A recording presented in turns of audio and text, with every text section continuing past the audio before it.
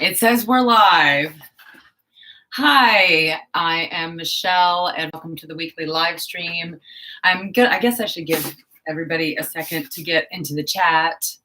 If this was a live stream, if you're clicking on this in the future and you missed the live chat, I'm so sorry. I do live stream the last Sunday of every month at 4 p.m. Eastern time, so catch me live next time.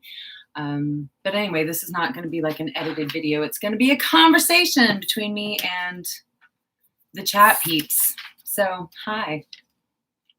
It's 4 o'clock. It's time for the weekly live stream. Well, weekly live stream. I used to do these weekly. I don't anymore. It's the monthly live stream. I really need like an intro, a theme music, something I can sing that won't like annoy everybody. Oh, that's hard. It's hard. Hi, how are you? I'm going to say hey to everybody. People are going to still be coming into the chat, and that's fine. But I'm going to kind of go ahead and get started. I have my notes. First of all, there's not a giveaway this week. I know I've been doing giveaways every week, but I still have not mailed out the stickers from last month's giveaway. Please don't judge me. Please. I'm looking to the side over here because there's like a whole stack of Unicorn and Centaur stickers, and there's all my little, like, I've got these little fancy envelopes, but I haven't mailed them out yet. I'm so sorry, y'all. So this week I'm like, we're not doing a giveaway this week. I'm just going to catch up with myself. Let me get into the chat. Oh, Alyssa's here. Hey, Blue Painted Heart. So good to see you. Today in the chat, after we catch up, after I do my introductions and my shout outs and everything, our topic today is going to be everything you need to know before getting your own horse. So that's going to cover kind of a lot, but I do have notes, so I can kind of, hopefully I don't get lost. Hi, and your husband, I said, aw. Alyssa says hi. Blue Painted Heart says hi. Yeah, I can't get to the, I'm just letting you know, I'm not on text yet. I don't know where the text Yes, my husband is right here, and he's supposed to be modding the chat, but he can't get into the chat yet, so he'll figure it out in a minute. I need to do shout outs to my Patreon supporters. My Patreon supporters have been giving me life lately, just knowing they are there. I can't even tell you. I've had a very stressful couple of weeks, and we have one new Patreon. Well, she's like an old one who had to stop for a while, but she's back, so yay. But let me do my Patreon shout outs. If you are one of my Patreon members, I hope you are watching, but if you're not, my shout outs go to Bonnie G, Sheila B, Suzanne L, Rebecca C, and Annalise J. Those are my top tier Patreon people, my unicorns.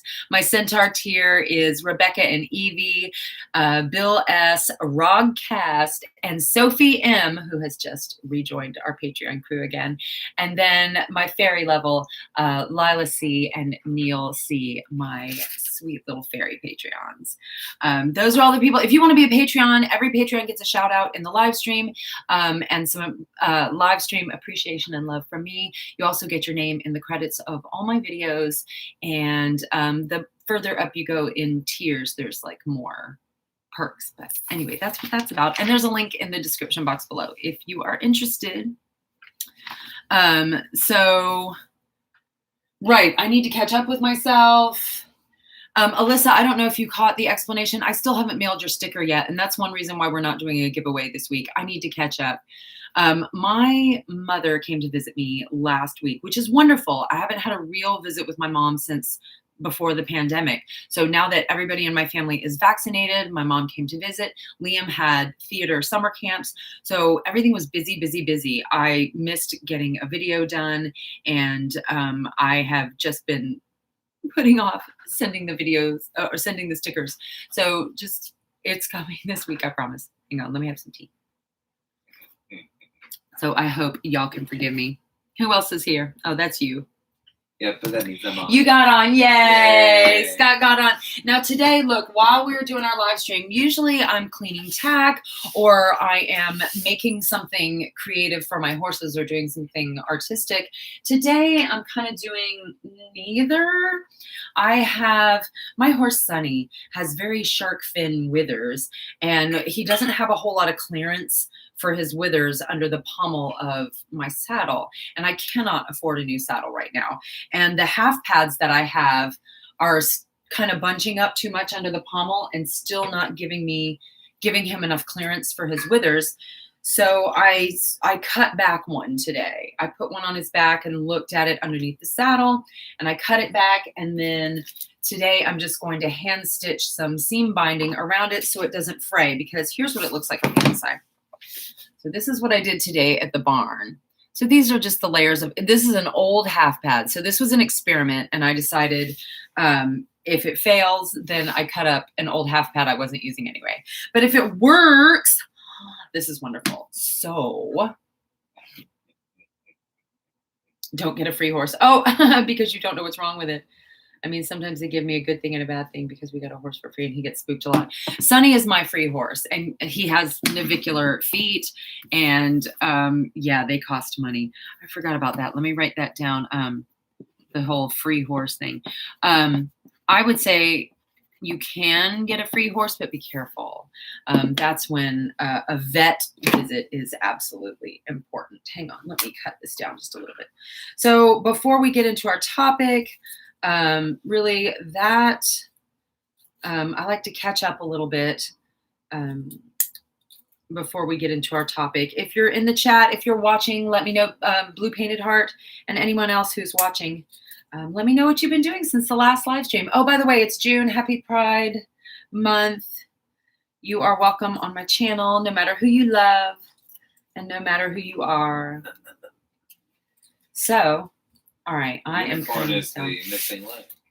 What now? Rainbows and pride. Maybe.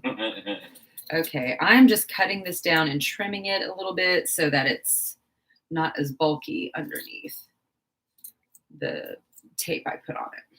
Okay.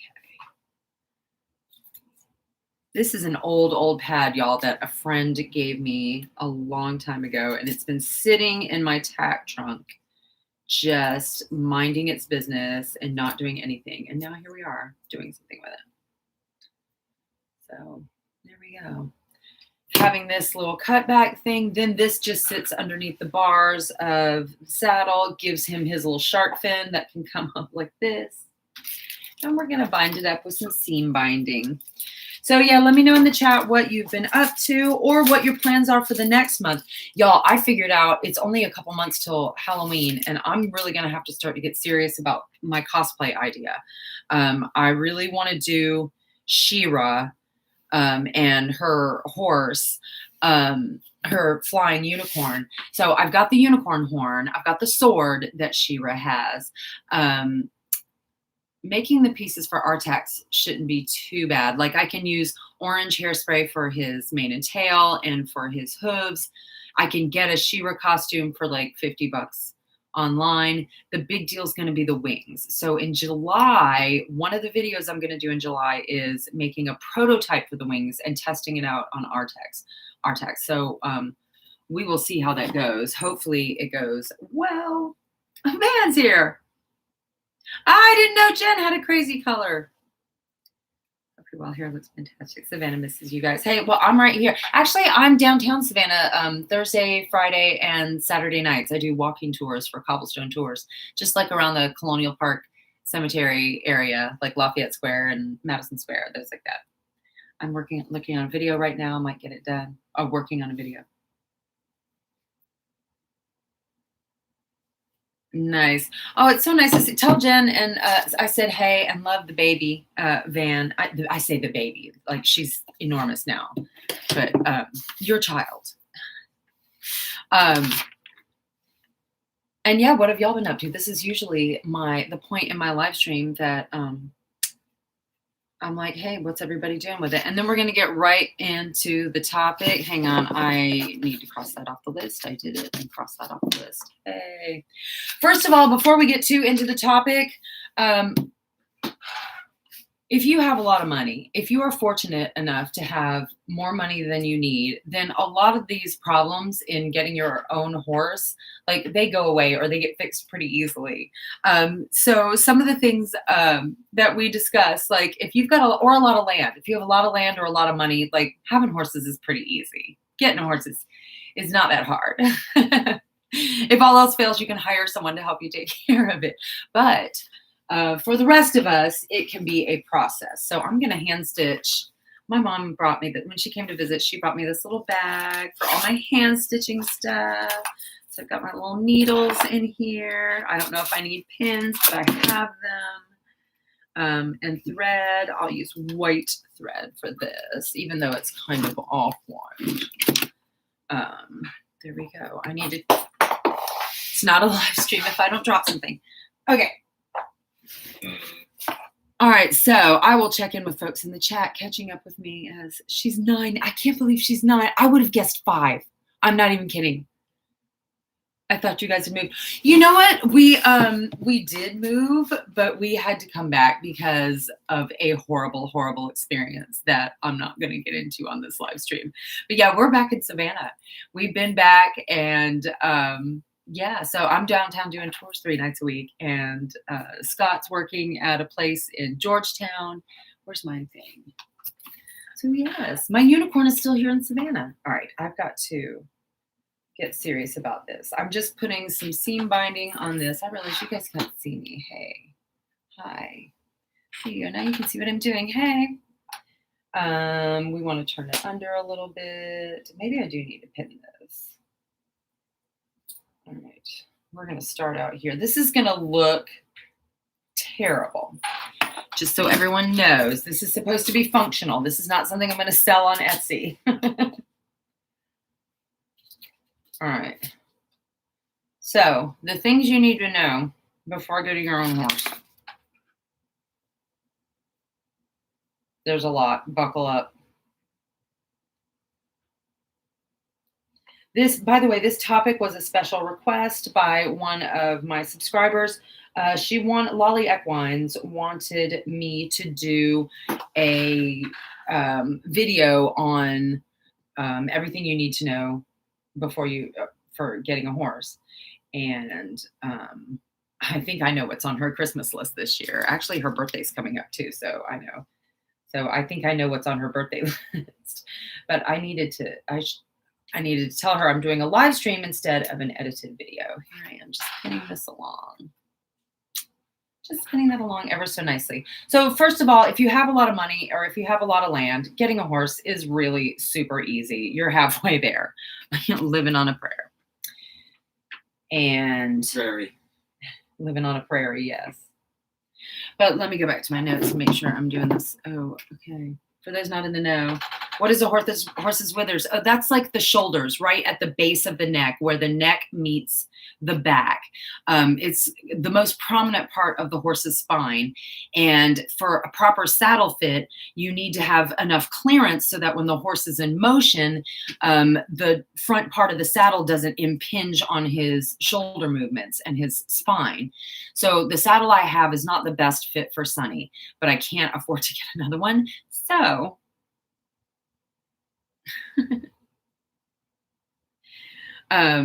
that's what the withers are. What else? Oh, I think the biggest question for, if you want to know what you need to know before you get a horse, the biggest question is, what do you want the horse for? Are you going to be doing horse shows? Do you just have access to, do you see yourself just like riding through the woods on a horse? You know, do you want to develop a relationship with a horse? Do you want to train the horse yourself? There's quite a bit to consider. I'm looking for the correct needle, by the way. That's what I'm doing. I'm looking down here. Here, you guys, you can come down here again. All right. I am having trouble keeping the saddle pad in my lap. Lord, y'all. Okay, I think that needle will do.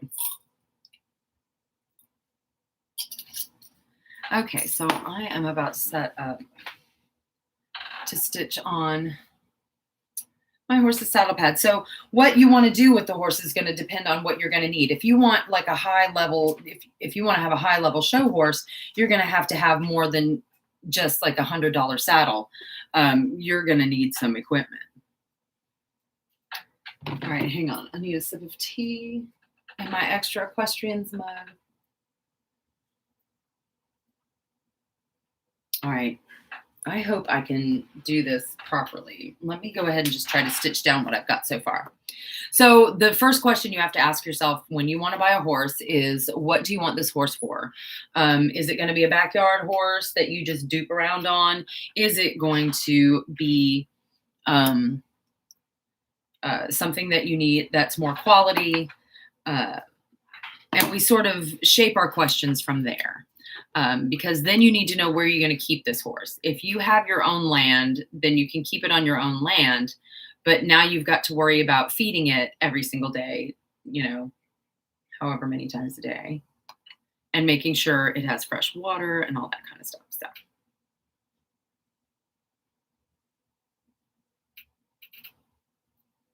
Are you on it over there, Scott? Yeah. Are you sure? Okay. I am sewing. Look at that. Oh, okay. What else? So, another important question before we even get to what you need is, are you a minor? If you are an adult, then there aren't really any barriers for you to consider besides, financial or time-wise. But if you are a minor, you can't do everything yourself legally. There are parts of owning a horse that require an adult, a legal guardian, or a parent, somebody who can sign legal documents for you and be a witness with things like that. So if you are a minor, there are those considerations as well. You've got to have your parents or your guardian on board. I know there's like books, and I'm sure there's Hallmark horse movies where a horse crazy girl buys a horse and hides it from her parents, and somehow it all works out. Well, guess what? It doesn't work like that in real life. I promise. I've seen it. So that's step one, if you're a minor, is get your parents on board, or parent or guardian. Get somebody over 18 on your side who is going to be in cahoots with you. That's what I have to say about that.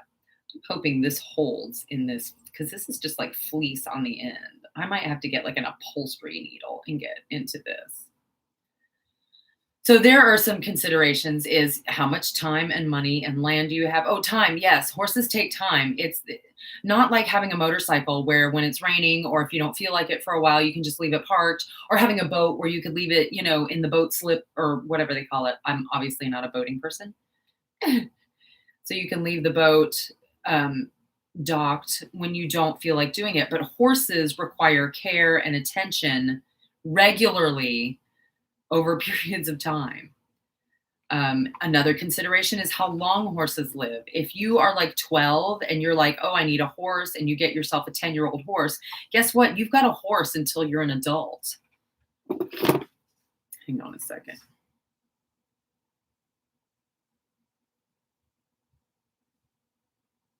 Okay. Sure, this is a loaded question, but an approximate cost, how much would you say is average monthly upkeep? Ballpark. That's difficult to say. It depends on your location. Here, it can be anywhere from like a couple $100s a month per horse. And it depends on your,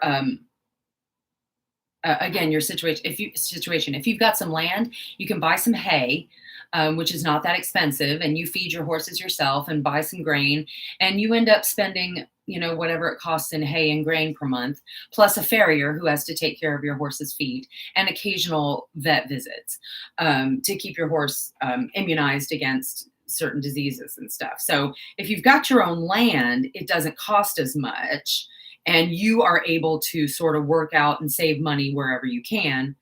The bad news about that scenario is it's always you that's responsible for it. My horses don't live with me.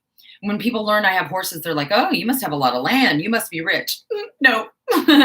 I keep my horses at a stable, and they live out in a field most days.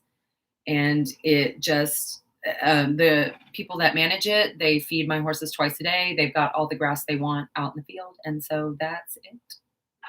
Richard the Gamer, hi. I love the sunglasses.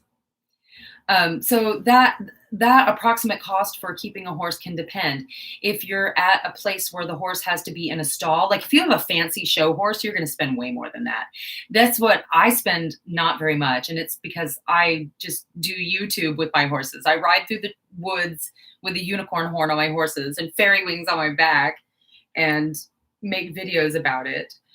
So it doesn't cost me that much to keep horses. But if you've got, let's say you have a little 9-year-old girl who's horse crazy and she really wants to do horse shows, then you're going to be looking at more significant costs in keeping a horse in different conditions.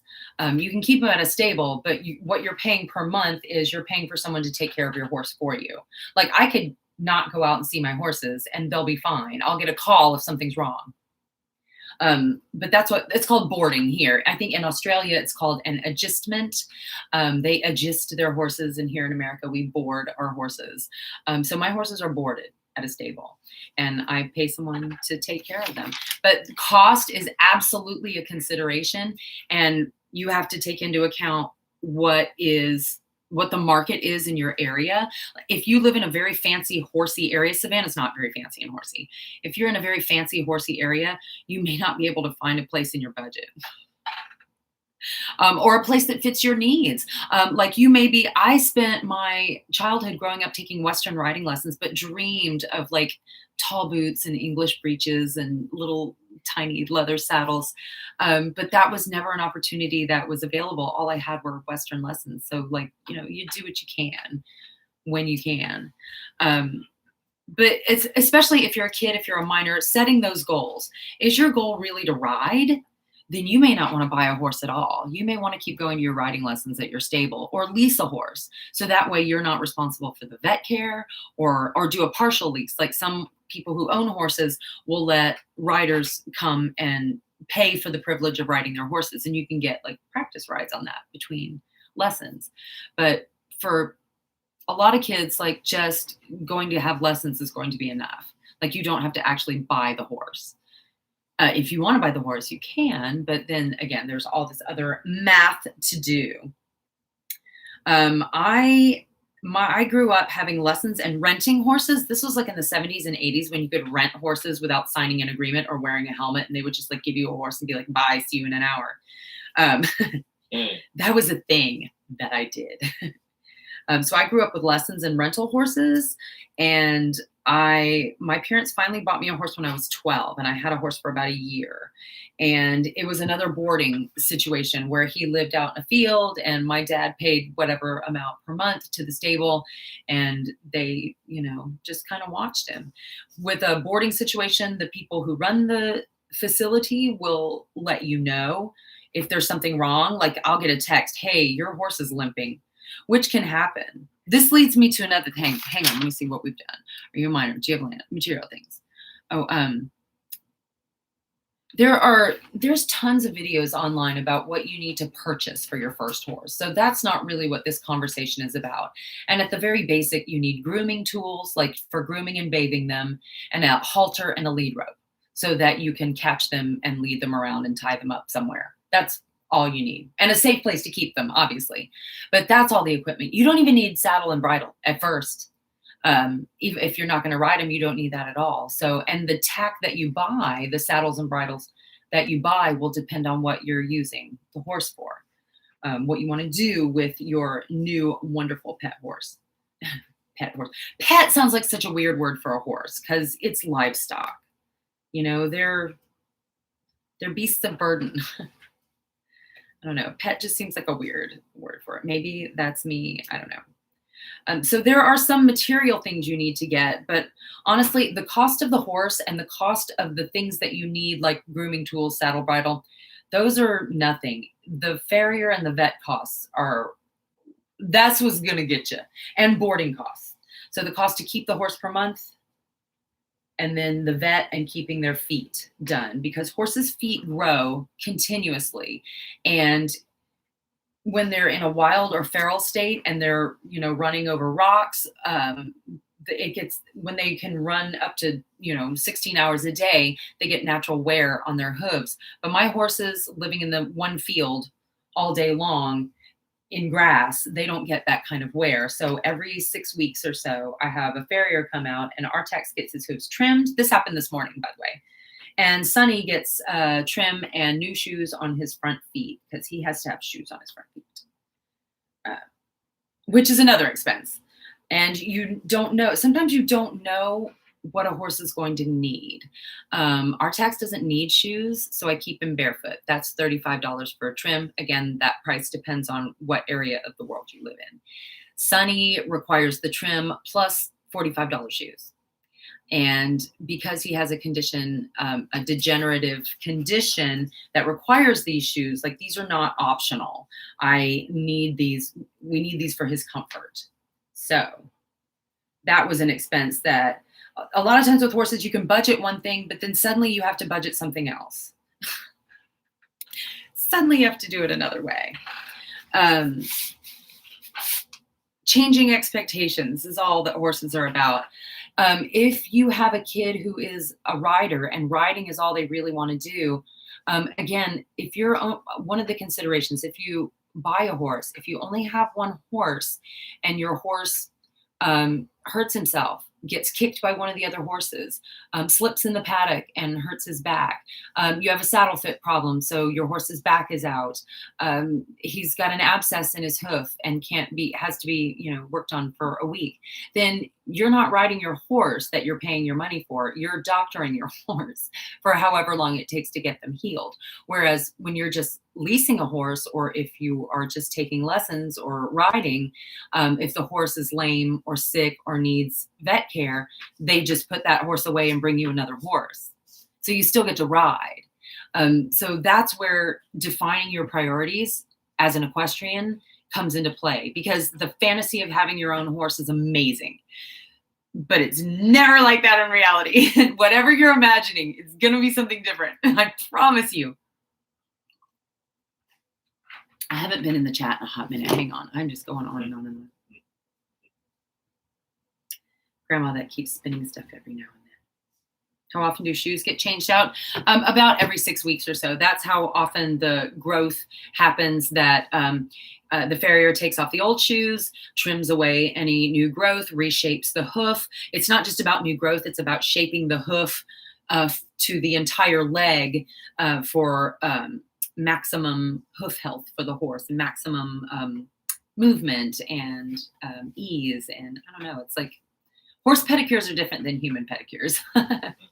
Horses' hooves are very, very important to their health. But yeah, it depends on the horse too. Some horses' hooves grow really fast and they need like 4 or 5 weeks, every 4 or 5 weeks, the farrier. Some horses grow slowly and you'll need them like every 8 weeks, like every 2 months. My horse's feet grow faster in the summer than in the winter. So in the summer, it's like every 5 weeks, and in the winter, it's every 7-ish weeks. And if you have a really good farrier, they will let you know, like, here's what your horse needs. So, but that is one, that brings me to professionals. Something that's not really something that you can budget for is your team of professionals that helps you. You need a good equine vet. Not all vets will practice on large animals. And so it's important, before you buy a horse, you really need to find an equine vet in your area. To make sure that you've got someone who will take care of your horse whenever things go wrong. And yeah, I said when, not if, when. Vet is the most important. Farrier is the other one. Finding a good farrier, it may take you a couple tries. You may like somebody immediately, but your vet and your farrier care for your horse. Another professional to consider is a trainer, either a person who trains horses or a person who trains riders, or both. To have access to professional trainers will help you, especially if you've never owned a horse before. You are absolutely going to run into things that you're like, what do I do? And your horse will do stuff that, again, if you were having lessons, your instructor would handle this. But if you're on your own with your horse and you're riding your horse and your horse acts up or does something you don't know what to do, who do you ask? Who's telling you what to do? So if you are not a confident rider, having your own horse may not be the best thing.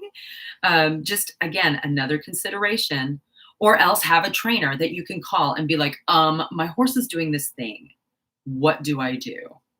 Or can you come out here? Or we're going to have to fix this at the next lesson or something. Because the thing with horses is they're not like machines. You can't program them to, oh, I'm this kind of horse. If you're not training a horse, you're untraining them. They react to absolutely everything. They're constantly learning from their environment and reacting to their environment. So you have to be consistent with them. You can't get a horse and then let him sit out in a pasture and 6 months later go think you're just going to ride him again. There are horses you can do that with, but most of them are like, man, who are you? So you have to work with them consistently and build the physical activity you do, build the relationships that you do with the horse, especially when it belongs to you. So yeah, I'm checking my notes here. Yes, you're a professional vet, farrier, trainer. Oh, also optional, but chiropractor, massage, acupuncture. There are people who practice these things exclusively on horses. There are 2 equine chiropractors that I know of in the Savannah area alone. And this is not a large area, y'all. Our taxes had chiropractic work done on him. So yeah. But these are things that, these are professionals that can help you understand your horse better and to work with your horse better and keep your horse more comfortable and happy and healthy. Okay, some considerations. I'm going to put down my sewing just for a second to make sure we get over this. Expenses. We've talked about that. One thing you should consider before getting a horse is the expenses. And it's going to vary depending on where you are in the country, the US or in the world even. Depending on your location, you may not be able to find a great equine vet and you'll have to look for other resources. You may not be able to find a really good farrier. So look around and do this kind of research and then also find out how much are these things going to cost and how often are those expenses going to happen. Injuries. We kind of touched on this, but your horse is going to get injured. They're so accident prone and injury prone. They are ridiculous creatures. I don't know how they evolved as long as they did. They're prey animals, but they're also curious and friendly. So once they've figured out something is not going to kill them, they usually investigate. And this is how injuries happen. This is how horses get their halters caught on fences and get hung up. This is how horses end up they're scratching their butt on something and end up putting their leg through a fence and then panicking. And then suddenly you've got a cut up leg that you've got to deal with. Horses are good at hiding injuries from you. So they don't really, because they're prey animals. So they may not limp or show it very much, but then all of a sudden you get on them and they're like, oh, my leg. So injuries will happen that will then throw a wrench in your entire day. And again, if it's not your horse, if you're leasing or paying for lessons, it's not your problem. You trade it out for another horse for the day. But if it's your horse, everything stops. You have to figure out if you have to call the vet. You have to calculate how much money's in that bank account. And you have to figure out how you're going to treat your horse. Which brings me to another thing to consider is a long-term plan. Horses live for 30 years. It's not like having a dog or a cat or a hamster or a goldfish. Horses live a long time, not as long as parrots or other birds, but they live a long time. And in those last years, you don't get to ride them and show them and take them over jumps. They're elderly and require care. So when you're getting a horse, you have to understand that you can ride him now, but there will come a time where you can't, and you might be able to just sell a horse like that, but then there comes a time you have to face your options like euthanasia, selling it to someone, finding a retirement home. These are difficult, finding a rescue, but people who want to take senior horses are few and far between. Are you going to be able to afford to keep that horse when he's too old to carry you anymore? That's a big consideration that I think not enough people wrap their heads around before they get a horse, because they're like always, oh, we can sell it. But it's not always that easy. Some horses are not easy to sell. My horses, I don't know if I could sell them very easily. They both have one eye. Sonny is like 17 years old now. He's getting, he's in getting more advanced middle age. And because of his bad feet, I don't know how many more years I'll have to ride him. So like, how am I going to sell a horse like that? And who am I going to give him to? There are so many shady things that happen to horses. And once they're out of your hands, there's nothing you can do about it. So again, long-term plan. If you're going to buy a horse, you got to think about what you're going to do with that horse when he's old. Okay. Which brings me to buying and selling. Let's say you don't care about building this long-term bond. You want to do horse shows. You want to get to as high a level of a rider as you can possibly be, and it's about your riding and your riding experience. In this case, you're going to go through a lot of horses. Because as you move up in level as a rider, you're going to need to move up in level with horses. Not every horse can take you through every level. There are horses that will take you through training, but just don't have the chops to do higher jumps, or that don't have the brain for upper level dressage, or that just don't have the musculature to do what you're trying to do. They're not athletes enough to do the high level dressage that you're ready for. So in those cases, you're going to have to be buying and selling horses. And that's a thing. I don't want to be a part of that. Buying and selling horses is a pain. And I'm told the horse market right now is insane, like insanely inflated. Like try to buy a horse right now. And you're like, wait, how many thousands of what? For what? So if you have career goals as an equestrian, you're going to have to learn how to buy and sell horses. You may then also want a horse trailer, but surprisingly, a horse trailer is not a requirement for owning a horse. You can rent horse trailers, you can borrow horse trailers just like you can with trucks. But that is also something, especially if you're showing, you'll want to figure out how to transport your horses. And also, like I live in a hurricane zone, so every year I have to know if a hurricane comes to us and I have to evacuate my horses to middle Georgia, how am I going to get them there? Because I can't ride both of them there, even though I would want to. So I would have to contact some friends, make a plan. Every year we have to sort of think about, all right, what are we going to do with the horses if things go down? I've not had to do that yet, but it's always a consideration. Trailers, which then brings me to another consideration, getting horse friends to help you. Making other equestrian friends that are local to you is helpful when you have something that you have to treat your horse every day, or give him medication several times a day, or you need help. Someone needs to hold your horse for you while you do something else, clip his body, or just anything that can happen. Sometimes you need an extra pair of hands, and it helps to have horse friends who already know like the safety rules and how to handle horses, because you don't want to bring new people to help you around horses because they don't know what they're doing and everybody's going to get hurt. So making some good horse friends is good. And consider getting in over your head. It's going to happen at some time. If you buy a horse, unless you're rich, there will come a point in time where you are thinking, I'm in over my head. What have I done?